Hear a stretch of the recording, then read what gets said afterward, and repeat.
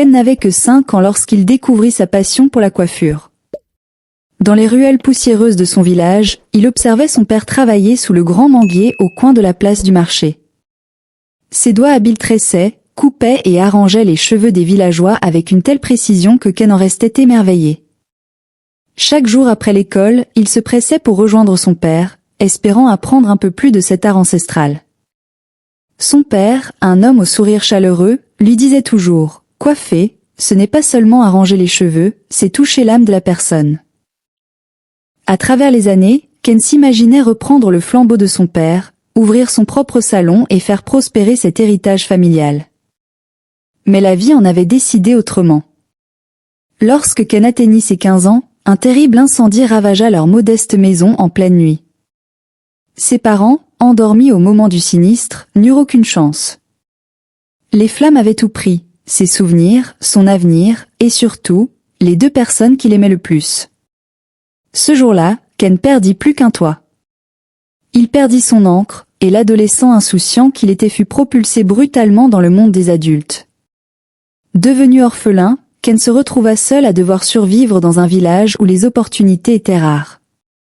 Malgré tout, il n'abandonna pas son rêve. Il savait qu'un jour, il ouvrirait son propre salon de coiffure et deviendrait aussi respecté que son père l'avait été. Mais il y avait un obstacle de taille, l'argent.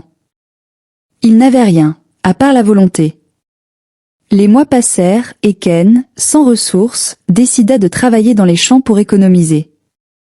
Sous le soleil brûlant du matin jusqu'au crépuscule, il labourait la terre, ramassait les récoltes et transportait des sacs de maïs plus lourds que lui. Chaque pièce qu'il recevait était précieusement mise de côté, destinée à son futur salon. Ses journées interminables dans les champs étaient épuisantes, mais Ken gardait toujours dans son esprit l'image d'un jour où il se tiendrait fièrement devant son propre salon. Après plusieurs mois de dur labeur, Ken avait enfin réussi à amasser suffisamment d'argent pour réaliser son rêve. Ce matin-là, il se réveilla avec un mélange d'excitation et d'anxiété. Les premiers rayons du soleil pénétraient à travers la petite fenêtre de sa chambre, illuminant le plancher de terre battue. Aujourd'hui, il allait ouvrir son salon.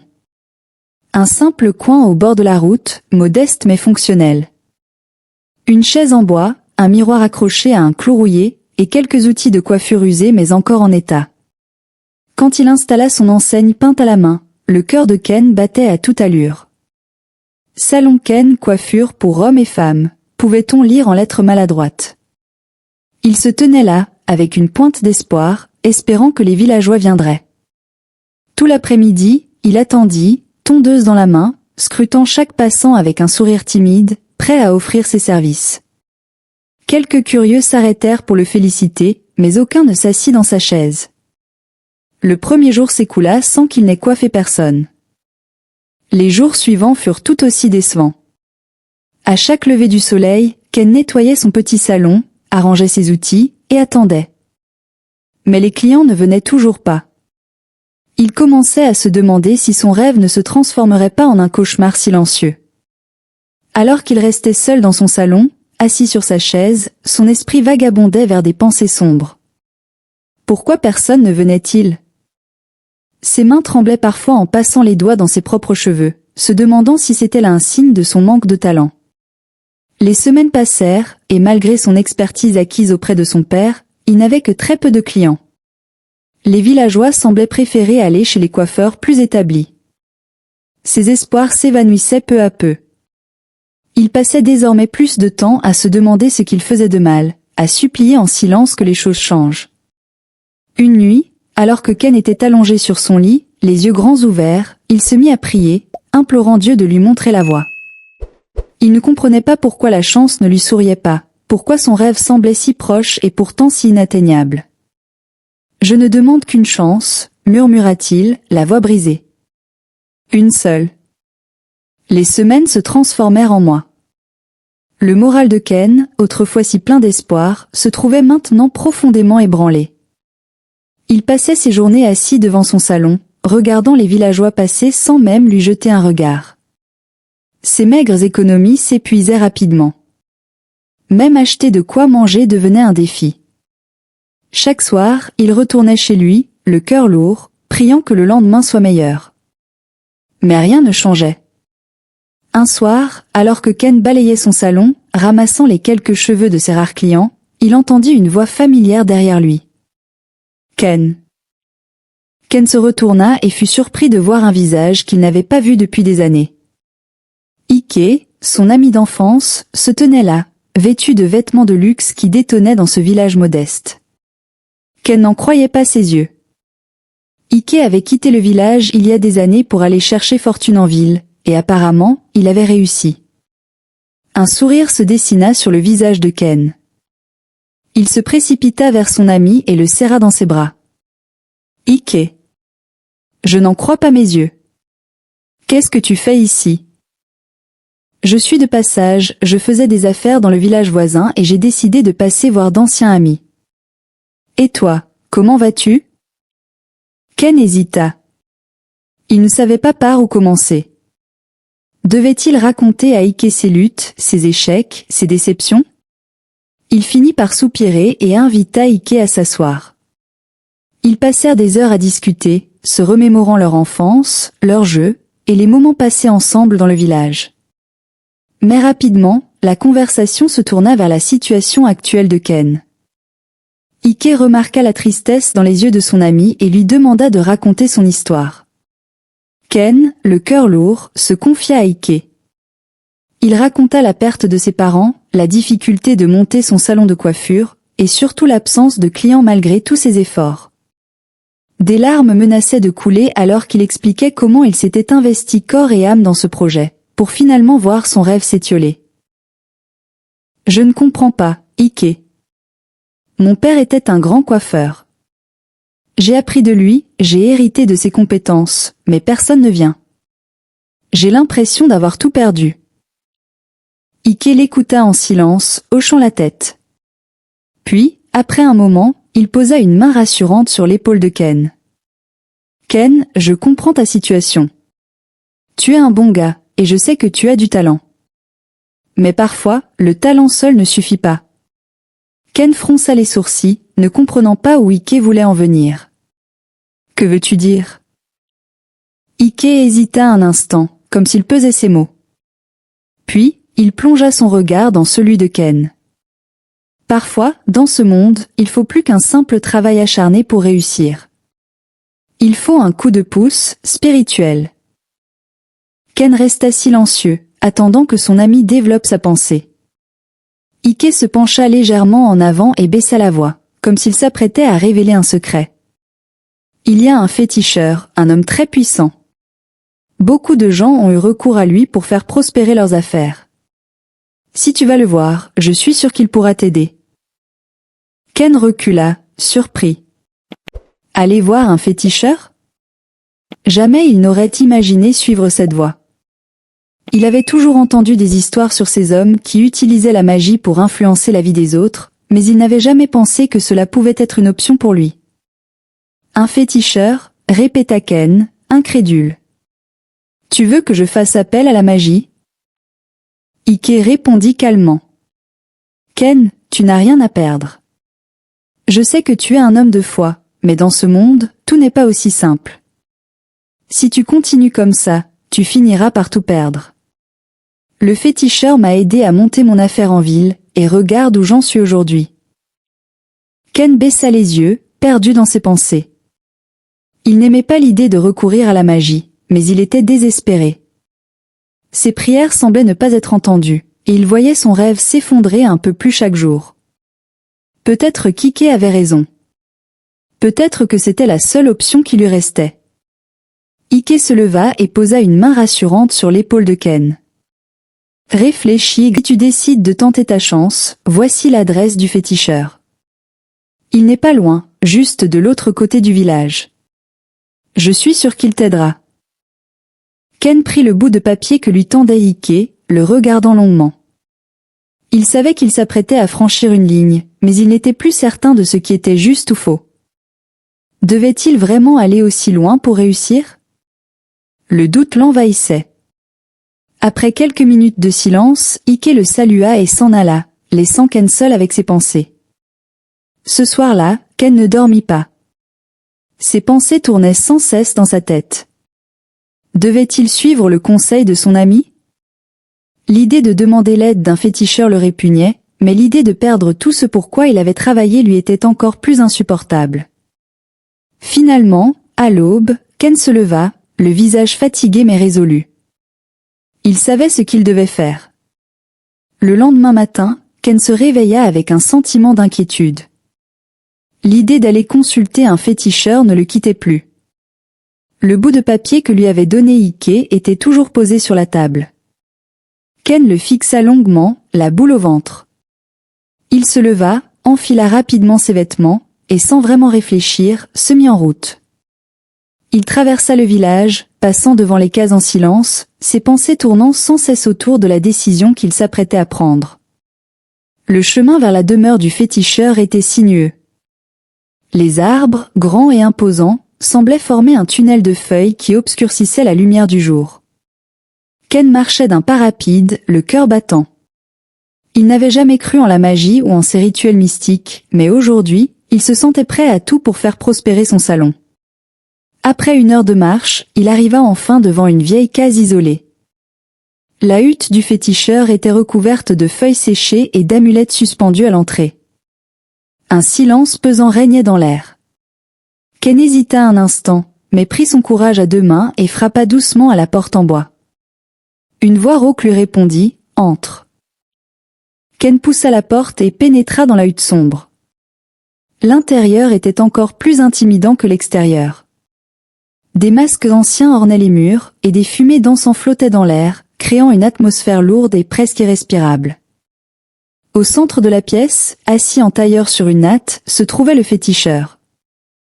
Il était âgé, avec des yeux perçants qui semblaient voir à travers l'âme de Ken. Une chaleur glaciale traversa son corps.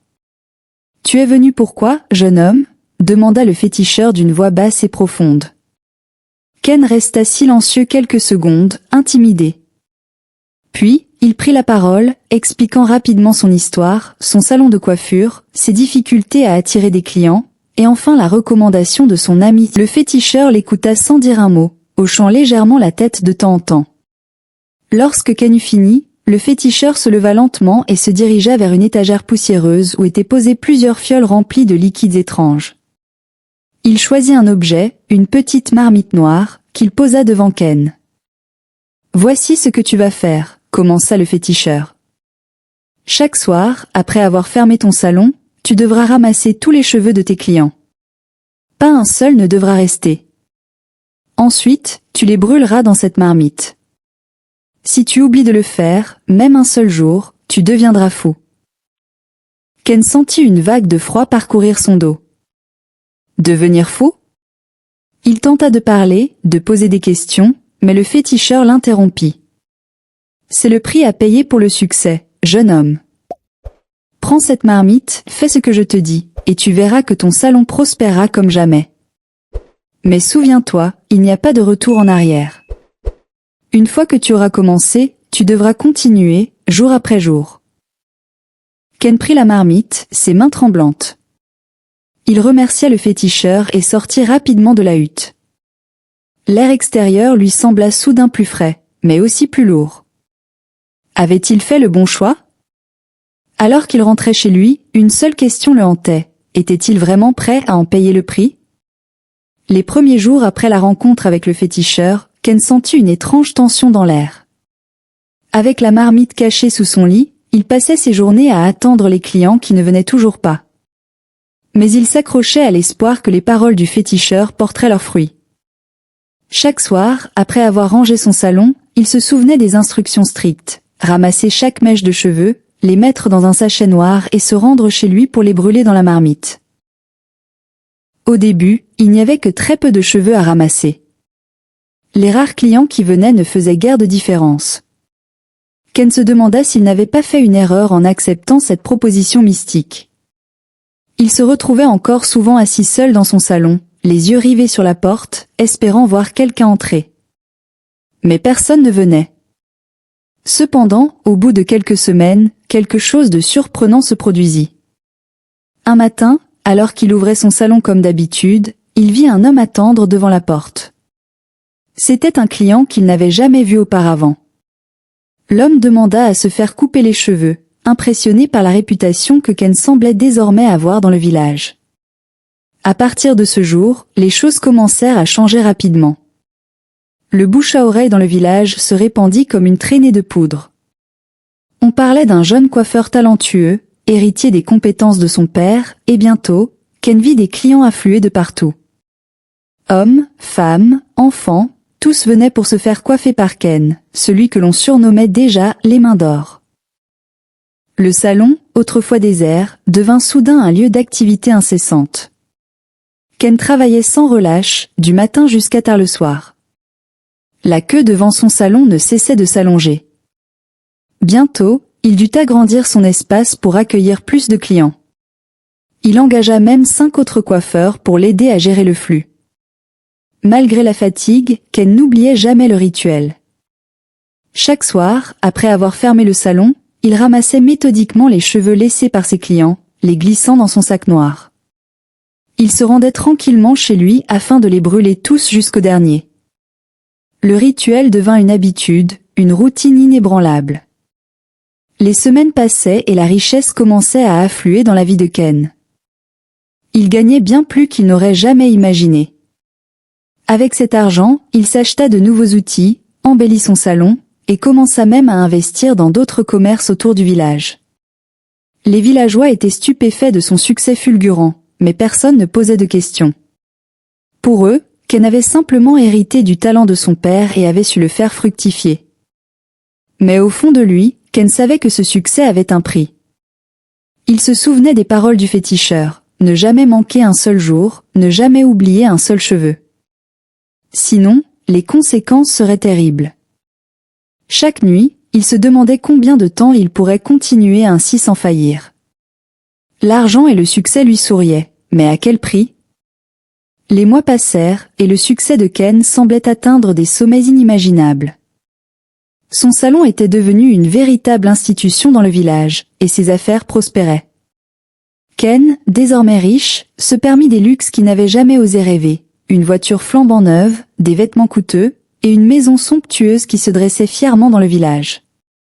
Mais derrière cette façade de prospérité, une ombre grandissante commençait à assombrir la vie de Ken. Le rituel imposé par le féticheur était devenu une obsession. Chaque soir, il se rendait au salon pour ramasser les cheveux, les mettant soigneusement dans le sac noir avant de revenir les brûler chez lui dans la marmite sécrée. Le poids de cette responsabilité pesait de plus en plus lourd sur ses épaules. Un soir, alors qu'il s'apprêtait à brûler les cheveux, Ken remarqua qu'il avait oublié de ramasser quelques mèches égarées sous une chaise. La panique s'emparant de lui, il se précipita pour aller les ramasser mais ne les trouva pas. Cette nuit-là, il ne put trouver le sommeil. Les signes de la folie commencèrent lentement à se manifester après cette erreur. Ken devenait de plus en plus nerveux, la moindre contrariété le plongeait dans une colère noire.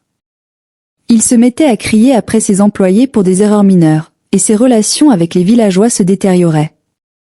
La moindre remarque le mettait hors de lui, et il se retrouvait souvent seul, enfermé dans son bureau, murmurant pour lui-même. Une nuit, alors qu'il rentrait chez lui après une longue journée de travail, Ken aperçut un groupe de jeunes villageois en train de discuter près de son salon. En voyant leur rire, une colère inexplicable monta en lui. Il se précipita vers eux, hurlant et gesticulant, les menaçant de les faire chasser du village.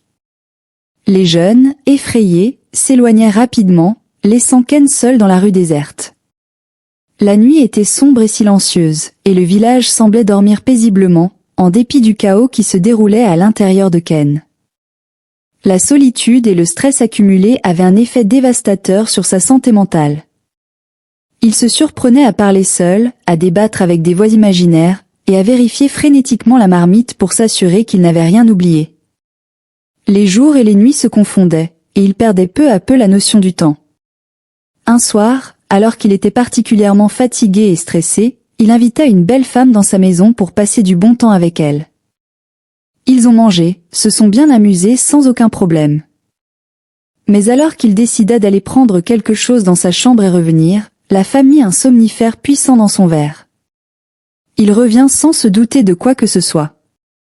Il buva le verre et quelques minutes plus tard il s'endormit profondément. La femme entra dans sa chambre, vida sa caisse d'argent et s'enfuit. Le lendemain, il se réveilla avec les yeux rouges et sous le choc. Il se rendit compte que la femme n'était plus là et qu'elle avait volé son argent. Soudain, il se rappela de son rituel de brûlure des cheveux des clients de ses salons de coiffure. Il avait tellement dormi qu'il a loupé la brûlure des cheveux. Ken se rendit immédiatement chez le féticheur, l'angoisse au ventre, pour demander de l'aide. Mais le féticheur, implacable, lui répondit que le pacte était irrévocable et qu'il devait maintenant faire face aux conséquences de ses actes. Ken, en larmes, s'effondra devant le féticheur, suppliant pour une aide qui ne viendrait jamais. La pression et les crises de panique l'avaient déjà changé, et la folie, à peine perceptible, était maintenant bien ancrée. Le succès qu'il avait chéri avec tant de passion était devenu un cauchemar. Chaque jour, il se demandait combien de temps il pourrait supporter ce poids, avant que tout ne s'effondre autour de lui. La situation de Ken continuait de se détériorer, plongeant sa vie dans un chaos incontrôlable. Les signes de sa folie se faisaient chaque jour plus évidents. Ses cris et ses crises de colère étaient devenus monnaie courante dans le village, et les gens commençaient à parler à voix basse de son étrange comportement. Le succès qui avait illuminé ses premiers mois avait laissé place à une série de désastres et de malheurs. Le nombre de clients dans ses salons commença à diminuer de manière alarmante. Les clients se plaignaient des mauvais traitements qu'ils recevaient, et beaucoup étaient partis pour trouver un autre coiffeur, loin des éclats de voix et des attitudes erratiques de Ken. Les employés, quant à eux, étaient de plus en plus mécontents. Ils ne recevaient plus leur salaire, et les conditions de travail devenaient de plus en plus difficiles. L'atmosphère dans le salon était devenue lourde et hostile. Ken, de son côté, avait du mal à faire face à cette situation désastreuse. Il passait ses journées à errer dans les rues, ses pensées étant en perpétuel tumulte. La marmite du féticheur était devenue une obsession quotidienne. Il avait l'impression que chaque mèche de cheveux brûlés dans la marmite était un pas de plus vers sa destruction personnelle. Un matin, Ken découvrit avec horreur. Tous ses employés avaient quitté le salon. Ils avaient décidé de démissionner en raison des conditions inhumaines auxquelles ils étaient confrontés. Le salon, autrefois rempli de clients, était désormais désert. Les clients fidèles avaient disparu, et les nouveaux venus étaient rares. Les rumeurs concernant la folie de Ken s'étaient répandues comme une traînée de poudre, éloignant encore plus de clients potentiels. Chaque jour, Ken se réveillait en sursaut, trempé de sueur, et avait du mal à distinguer la réalité de ses hallucinations. Le déclin des affaires se reflétait également sur ses finances. L'argent que Ken avait amassé avec tant d'efforts s'évaporait rapidement. Il devait payer des dettes accumulées, et la maison somptueuse qu'il avait construite commençait à montrer des signes de négligence. Les réparations nécessaires s'accumulaient, et Ken n'avait plus les moyens de les financer. Un jour, le chef du village, préoccupé par les rumeurs grandissantes et l'état de Ken, décida d'organiser une réunion pour discuter de la situation. Les villageois se rassemblèrent, murmurant et échangeant des regards inquiets. La décision fut prise de fermer les salons de coiffure de Ken, et une équipe fut envoyée pour les détruire. La fermeture des salons était une mesure drastique, mais la réputation de Ken et la sécurité du village étaient en jeu. Lorsque Ken apprit la nouvelle, il fut envahi par une rage folle. Il se rendit en courant au salon, tentant désespérément d'arrêter la destruction. Il se battit avec les villageois, hurlant et suppliant pour que les salons ne soient pas détruits. Mais sa folie et son état chaotique le rendaient impuissant face à la situation. À la fin de cette journée, Ken erra dans les rues, épuisé et brisé. Sa fortune était partie en fumée, ses affaires détruites, et sa santé mentale au bord du gouffre. Il se retrouva seul, démuni et désespéré, errant sans but dans les ruelles sombres du village. Ken est donc devenu un fou, errant dans le village. L'histoire de Ken devint une légende parmi les villageois, une leçon sur les dangers de la quête de pouvoir et de succès au prix de son âme. Les générations futures se souviendraient de Ken non seulement pour sa réussite éphémère, mais surtout pour les sombres conséquences de son pacte avec les forces occultes. Si tu as aimé cette histoire, abonne-toi et laisse un pouce bleu sur la vidéo pour m'encourager.